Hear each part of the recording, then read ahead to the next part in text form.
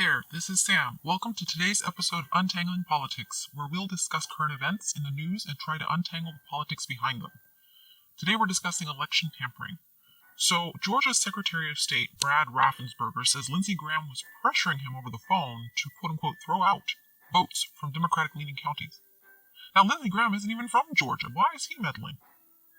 He's meddling because he wants to retain power in the Senate and hopes that muddying the presidential election results will give him the same room to muddy or blur the runoff election in Georgia in their favor.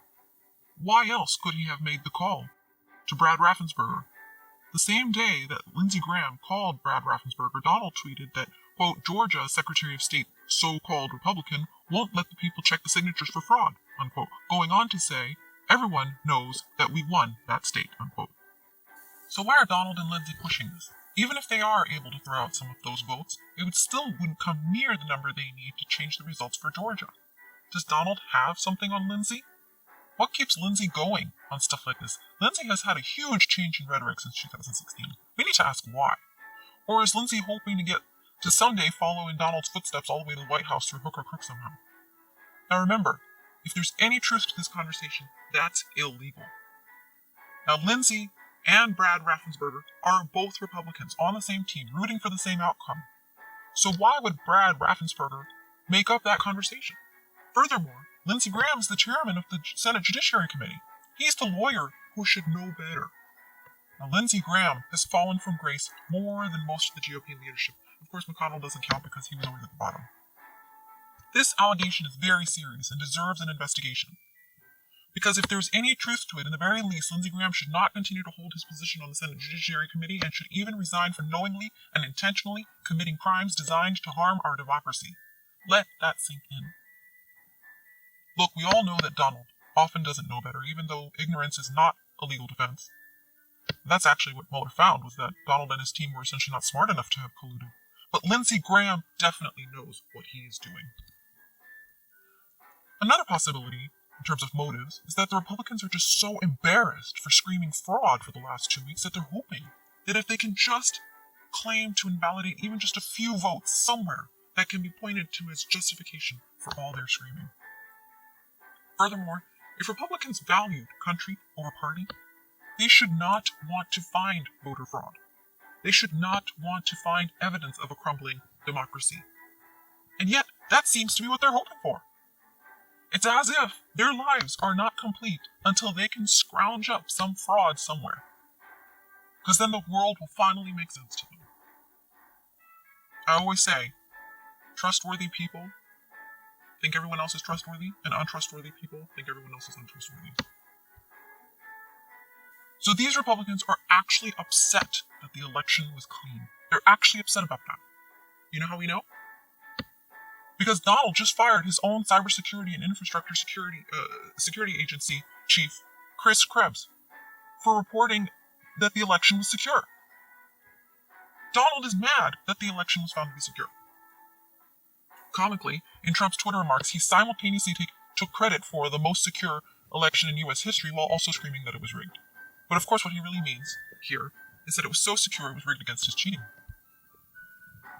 It seems that in the very least, these Republicans hoping to convince Americans who listen to them that our democracy is so corroded that it's not worth investing in, defending, participating in.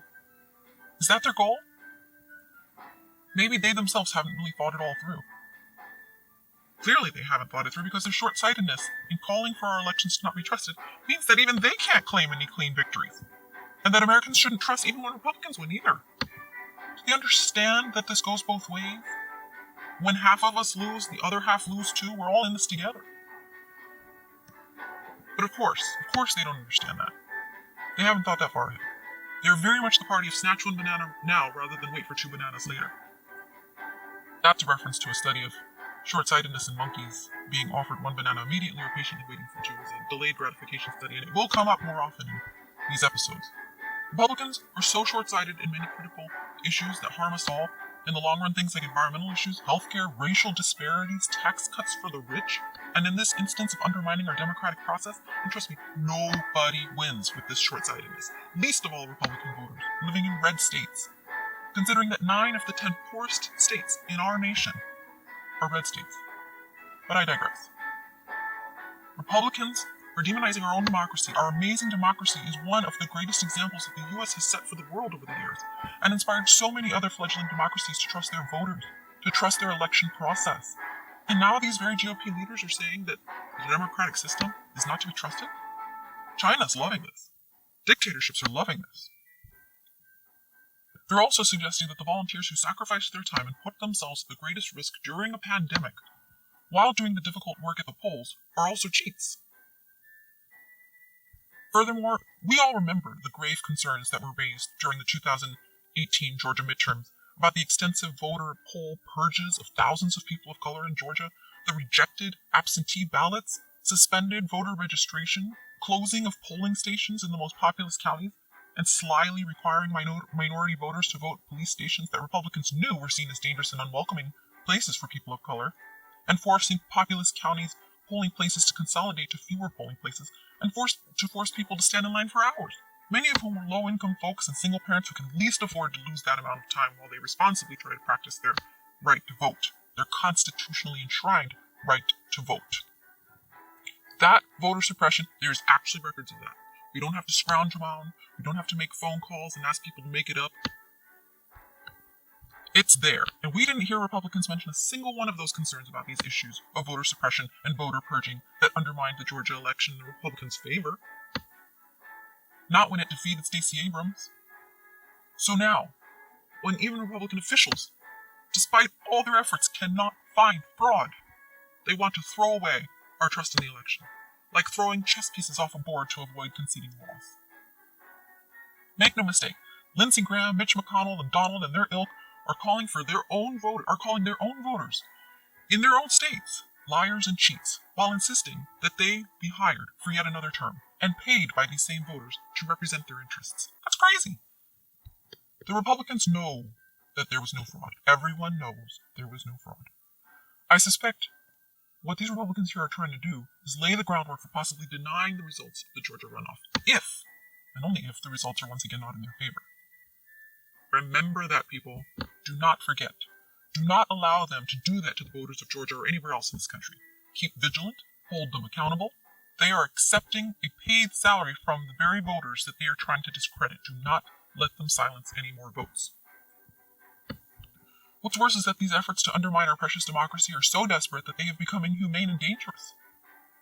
As we've discussed about these trends in the Trump super spreader mob rallies too, there are death threats now being leveled against the Georgia Secretary of State Brad Raffensperger, Fauci, and other dedicated public servants and their families for performing the difficult jobs that are not always pleasant. Conservatives are terrorizing these public servants and their families. Doing so is not only dangerous, it's un-American. Republicans need to tone things down. They need to tell their supporters to tone things down.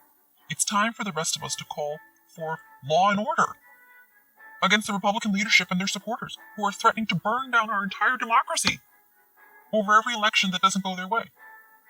In their eyes, these illegal treasonous acts are allowed, while complaining about legal things like protesting or kneeling athletes. For goodness sake. Even with the right-wing terrorism going on in this country, there's just too much other stuff to deal with right now. And there's a whole other rabbit hole of stats that I can cite about the overwhelming terrorism perpetrated by the right wing of this country, and those are FBI and local law enforcement stats, by the way, but we'll have to save that for another day. Okay, so that's what's happening on the election fraud side of the news. The other latest news is about the masks to protect us Americans against the Trump virus. So President-elect Biden is encouraging a national mask mandate to save lives. It's time to listen. We have now lost over 250,000 of our fellow Americans, which is like having 83 September 11th attacks against the American people under this president. And not by foreign terrorists, by Donald himself. Think about that. He has intentionally allowed people to die. He was told how to protect people. Back in November last year, he was warned. But he didn't want to. So now, as the Trump virus rages out of control, things have become so desperate that even some Republican states are reaching the point of actually considering moves to protect their constituents. For a nice change. Like Iowa Governor Kim Reynolds' news conference yesterday calling for masks, to reduce gatherings to 15 people. These are good rules. And she admitted that Iowans themselves will be the ones to lose if they do not protect themselves and their own families. Governor Reynolds finally acknowledged that, in fact, the only way to keep businesses and schools from closing is to act responsibly. Mike Pence, during the VP debate, said that his policy at the head of the Trump virus task force has been to quote-unquote leave it up to the people. That's some leadership right there. Do nothing. Leave it up to the people. That's like saying, we should leave it up to the people to perform their own heart surgery. The people are not the experts here. This is why we, the people, are all leaning on the experts and leaders to protect the country from the ravages of this disease. We are not virologists. And the people out there who argue that masks are not macho enough for them, I'm here to tell you, neither is a ventilator. That looks pretty sucky. With tubes and gunk and having exhausted healthcare workers putting themselves at risk while they deal with your sick self, that's not so hot or macho either. People who continue to run around maskless should be given citations that ban them from clogging up our healthcare system. Which they all do once they realize their mistake. Some might argue that we can't discriminate in healthcare. But doctors are already having to make those tough calls on who to save with the limited number of ventilators. Look, the bottom line is that the rest of us cannot keep parenting, guiding, teaching, suggesting, and nursing back to health these irresponsible, immature people who are intentionally putting themselves and their communities in grave danger. Darwin's law needs to just take over here. So while Donald and Pence enjoy the highest quality tax funder paid medical care funded by you and I, they're telling the rest of us, go out, have fun, get sick, get your community sick, get your family sick. Who cares? Even an ER nurse reported on the news yesterday that dying people still believe what these idiots say, that COVID doesn't exist, while they are dying from it. These are the people who should not be clogging up our health system and endangering our essential healthcare workers. Meanwhile, Donald's hand-selected COVID advisor, Scott Atlas, with, by the way, no education in infectious diseases, he only knows about x-rays. He might as well be a foot doctor or a mole doctor. He does not know about viruses. He went on Fox News yesterday to tell people that they should have Thanksgiving with their elderly family members so that these elderly family members can enjoy their quote-unquote final Thanksgiving with family. As if urging Americans to ensure that this Thanksgiving will be the final one for their elderly family members by intentionally putting them in grave harm's way. How morbid! Which of his elderly family members is he willing to sacrifice first? Ironically, he himself is getting up there. I don't know about you folks out there, but I'm not willing to sacrifice anyone, whether they're my family or not. All American lives are precious. Whether Donald or Pence think so doesn't matter. We need to treat each other like all our lives are precious. So why are these Donald surrogates encouraging Americans to die? What could they lose by just asking Americans to wear masks? Americans already wear seatbelts, helmets, and that's just to protect the wearer. What have these Trumpers have to lose by asking Americans to wear masks when one mask protects not just the wearer, but so many people? Seriously, what's the holdup here?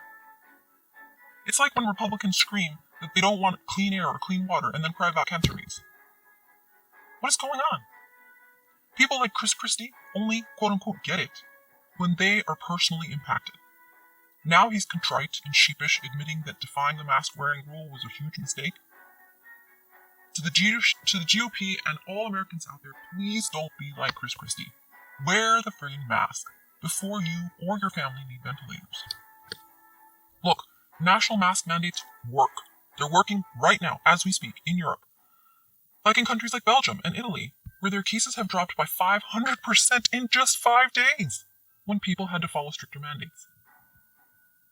It's criminal to not protect Americans. That's what's missing here. Conservatives or regressives who claim to be concerned about the economy need to once again think in the longer term. They need to take these precautions precisely to allow our economy to keep operating without workers dropping like flies. It's not about what they feel like doing this afternoon, like running around maskless in public. It's about focusing on what a relief it will be if our economy can still keep running with masks now so that it can run without masks in a few months. How cool would it be for all of us to reach that goal together? Leaders need to send the right message here and set an example. I'm talking to you, GOP senators. Forget Donald, he's confused and a lost cause. But the GOP senators and leadership need to step up and do what they can to protect their constituents by leading by example. Thanks for listening to Untangling Politics. This is Sam. If you liked what you heard, click the subscribe button to hear me untangle politics with the latest events in the news.